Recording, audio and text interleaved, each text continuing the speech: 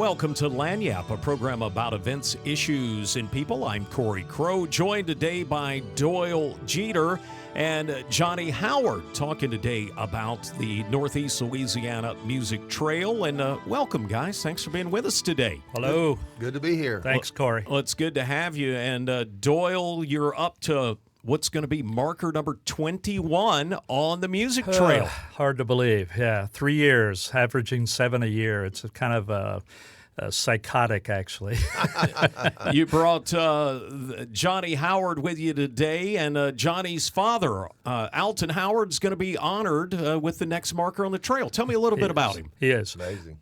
Well, you want me to do that or Johnny? Johnny, tell me about your dad. Well, he's quite an entrepreneur. He got involved in so many things, both business and personal with his songs. He was a hymn writer, and he decided that he needed to be in hymnals, and there wasn't any new ones coming out, so he said, I'll just do my own.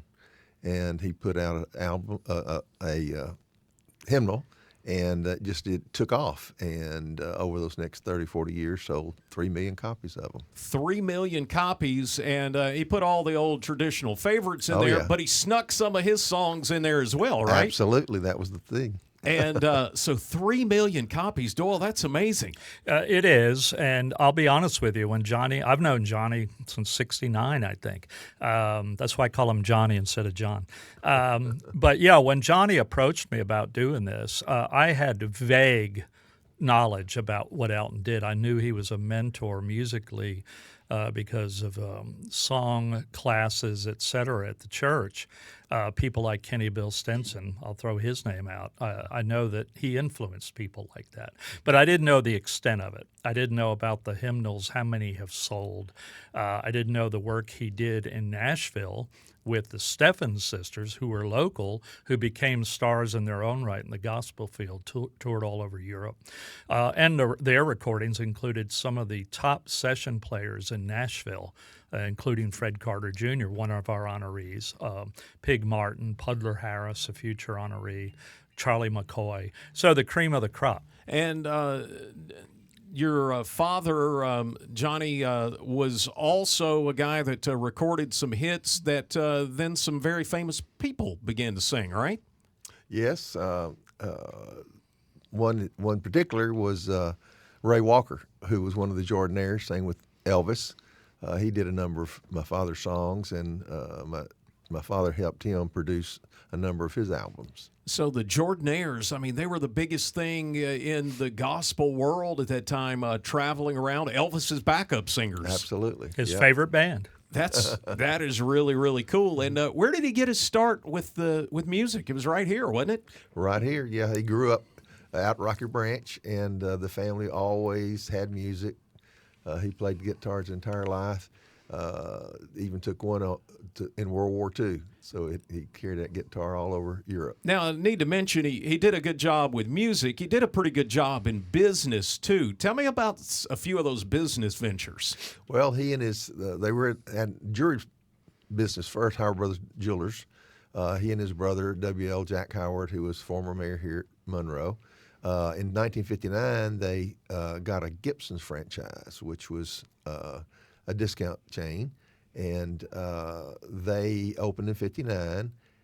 Walmart, Kmart, and Target opened in '63. So we were 3 years ahead of the big ones today. And much of the stuff that you see now, like in a Walmart, you guys were doing way back then. Absolutely. That's pretty amazing. That all parlayed from the music end into a very large publishing company, a publishing empire, if you will. Tell me a little bit about that. Well, doing the hymnal, he started the publishing company, and that grew just astronomically. We had numbers of New York Times bestsellers, and within the Christian market, quite a few, and sold that to Simon & Schuster in 1978. And also, I guess some members of your family went on to become more famous than Alton, right? Absolutely, yeah. My daughter is Corey Robertson, Willie's wife, and so we've been all things that in that mode for quite a bit, and they're doing a new show now. Well, that's pretty cool, and still doing lots of good work here in the community as well. And putting out music. Yeah, don't forget putting that. out music. Duck Dynasty Christmas album, billion seller. They're still involved in that. Music. I play that every year at Christmas. Yeah, so there's some good stuff on there. Tell me, Doyle, there's going to be a marker placed at the old WFR is the name now. I'm going by the old name, Whites Ferry Road Church of Christ, but correct. WFR. Yeah. Tell me about this marker. What's it going to be? What's it going to say? It's on North 7th Street, right in front of the church. It's hard. You can't miss it. That's where the unveiling will be, 3:30 this Friday. Come early so you can get settled in.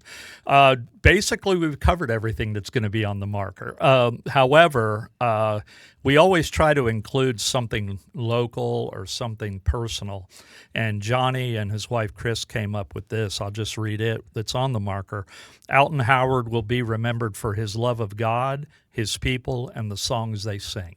Can't say much better than that. No, that's about as good as it gets. I did want to say our last marker, as you well know, was for Lainey Wilson. That news went out all over the world, literally, RFD TV, CMT, et cetera. But I want to emphasize that the people in our region, like Alton Howard, Gene Stewart, people like that, that are more locally known and maybe regionally, they mean just as much to us as the big stars. It's what our story is, what our mission is, to teach people about what's going on in this area. Johnny, I've got just a couple of seconds. I want to ask you, what's this mean to you and your family?